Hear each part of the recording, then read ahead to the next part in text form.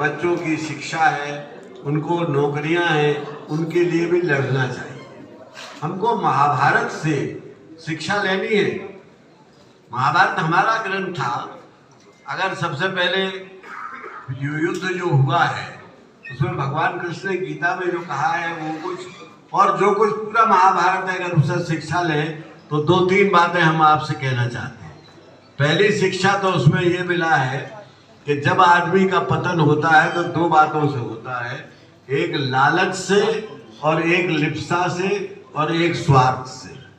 अगर दुर्योधन के अंदर लालच नहीं होती, लिप्सा नहीं होती और अगर उदारता होती और 5 गांव भी दे दिए जाते तो वो महाभारत नहीं होता। उस परिवर्तन के अनुसार हमको अपने को बदल के और लड़ना सीखना चाहिए। ये हम महाभारत से यादव लोग सीखें और दुनिया को सिखाएं। इंद्रप्रस्थ के राजा युधिष्ठिर और पांडव क्या सम्मान से रह रहे थे, लेकिन अपनी किसी गलती के कारण उनको उनके जीवन में परिवर्तन आया और उन्हें 5 वर्ष तक वन का वनवास रखना पड़ा और 1 साल अज्ञातवास रखना पड़ा।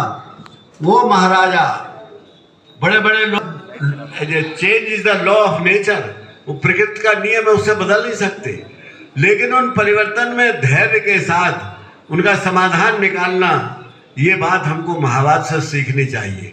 आज की जो दुनिया है जिसमें परिवर्तन हो रहे हैं, रूस का और एक यूक्रेन का युद्ध हो रहा है और महंगाई बढ़ रही है, जो हालत है हमारे देश की, उसमें हमारी क्या भूमिका होना चाहिए, इसके लिए हमको बहुत सावधानी से विचार करना है, की बात करनी है।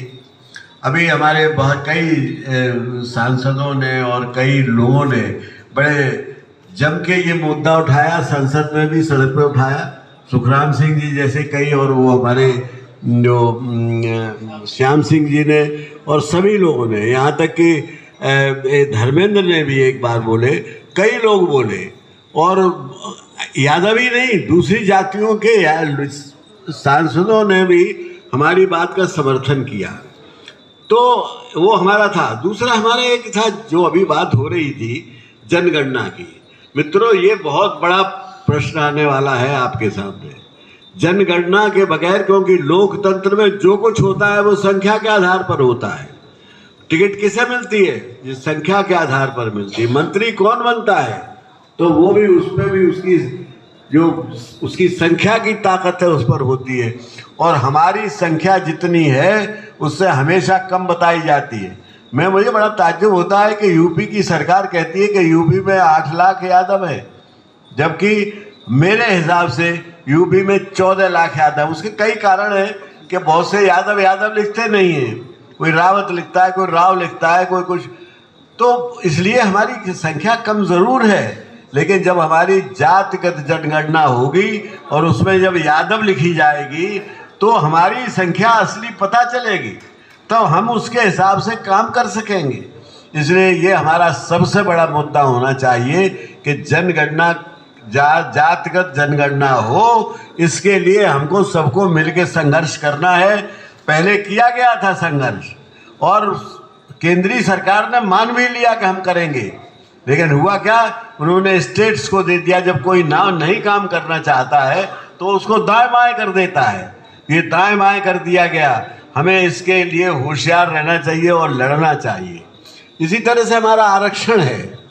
आरक्षण का मुद्दा इतना महत्वपूर्ण है, लेकिन उस पर कभी किसी भी सरकारें बहुत आती जाती रही हैं, लेकिन किसी भी सरकार ने उसको ईमानदारी से लागू नहीं किया। वरना आज ये हालत नहीं होती कि केंद्रीय सरकार में बड़े दावे। शरद यादव जी ने तो एक दिन संसद में ये कहा था कि 38 ऐसे विभाग हैं जिनमें बैकवर्ड्स की संख्या या तो निल है या है तो 1-2% है। और उन्होंने 38 विभागों के नाम ऐसे बताए थे जिनमें एक भी चपरासी से लेके ऊपर तक है। जबकि आरक्षण कब हमारे लिए बना था? 1950 में। और लाभ बेईमानी देखिए ये लागू कब हुआ जाके 1992 में, 40 साल बाद 42 साल बाद लागू किया गया और उसको भी ठीक ढंग से लागू नहीं किया गया। कई जगह ऐसी हैं जहाँ जैसे बंगाल है, बंगाल में कम्युनिस्ट पार्टी की सरकार थी उन दिनों, तो वो नहीं मानते थे जात को, इसलिए उन्होंने बैकवर्ड का एक भी सर्टिफिकेट नहीं मिला। लेकिन मुझे आज सुबह डॉक्टर सत्यकांत घोष से बात हो रही थी, मैं उनकी विद्वता से इतना प्रभावित हूँ और पहले से भी था, लेकिन उन्होंने आज जो बातें बताई, उन्होंने कहा कि जब जो जनगणना हुई थी 1931 में, उसमें देसी रियासतें शामिल नहीं थी। अब वो देसी रियासतें हिंदुस्तान का हिस्सा है, इसलिए 1931 की जो जनगणना, उसके बाद पाकिस्तान बना, कुछ लोग इधर चले गए, कुछ इधर आए, तो वो जनगणना जो है वो बिल्कुल उसका कोई माने नहीं रह गया है। उस जनगणना के आधार पर आज तक आपके सारे बजट बनते हैं केंद्रीय सरकार के और स्टेट सरकारों के। इसलिए ये मुद्दा हमारा बहुत जिंदगी और मौत का मुद्दा है कि हमको जन्म जात गणना के आधार पर करना पड़ेगा, हमको अपनी रेजिमेंट के लिए लड़ना पड़ेगा, हमको अपने आरक्षण के लिए लड़ना पड़ेगा। और सबसे बड़ी बात यह है, यादव महासभा का हमेशा लक्ष्य रहा है कि पूरे हिंदुस्तान के यादवों को एकता उनमें पैदा की जाए और उनमें ये गौरव पैदा किया जाए कि हम मिलके ही साथ चल सकते हैं और उन्नति कर सकते हैं। छोटी छोटी लड़ाइयाँ रहती हैं हमारे बीच में, होती है, विचार विमर्श होता है। यादव महासभा में हर पार्टी के वो जिस जमामर्दी से काम करती है और जिस उत्साह से काम करती है, मैं उस यादव महासभा की बहुत बहुत बधाई देता हूँ। पहले दिनेश यादव ने बहुत काम किया, यही उम्मीद करता हूँ जो प्रदीप बोरा भी करेंगे।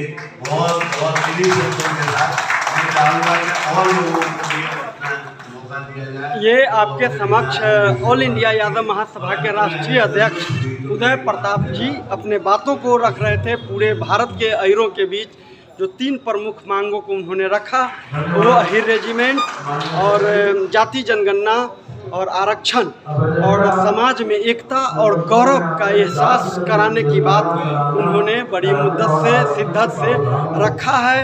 इस वयोवृद्ध उम्र में भी उनकी जो क्रांतिकारी विचार हैं लोगों में, युवाओं में खास करके यहाँ के जोश और खरोश से भर दिया गया है।